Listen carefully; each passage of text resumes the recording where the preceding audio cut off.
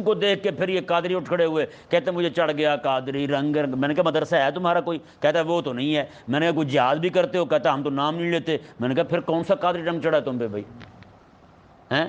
میں نے کہا عبد القادر کا رنگ تو وہ ہے کہ ان کا اپنا ذاتی مدرسہ ہے، جو بھی شاگرد پڑھ کے جاتا تھا انہیں کہتا یا تو مدرسہ کھول بیٹھ کے پڑھا، یا پھر سیدھا جہاد کے لیے صلاح الدین ایوبی اور نور الدین زنگی کی فوج میں شامل ہو جا۔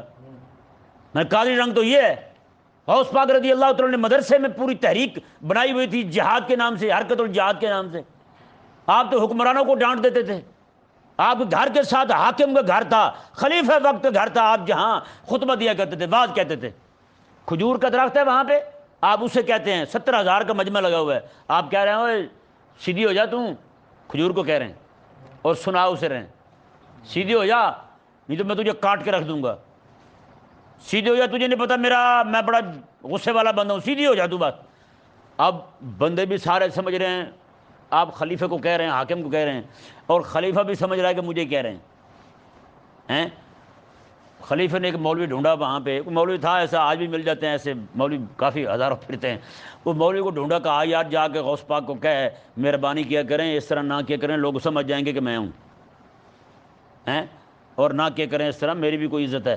وہ جب مولوی آیا نا تو عصر کی نماز پڑھا کے آپ کسی بندے کے ساتھ باتیں کر رہے تھے، بیٹھے بیٹھے وہ بندہ بیٹھا رہا، مولوی باتیں کرتے کرتے آپ نا باتیں روک کے اسے فرمانے لگے، اسے جا کے کہہ دے میں کسی اور کو نہیں کہتا، میں تجھے ہی کہتا ہوں، میں تجھے ہی کہہ رہا ہوں، وہ تیرے سیدھے ہونے تک میں تجھے کہتا ہی رہوں گا جب تک تو سیدھا نہیں ہوتا۔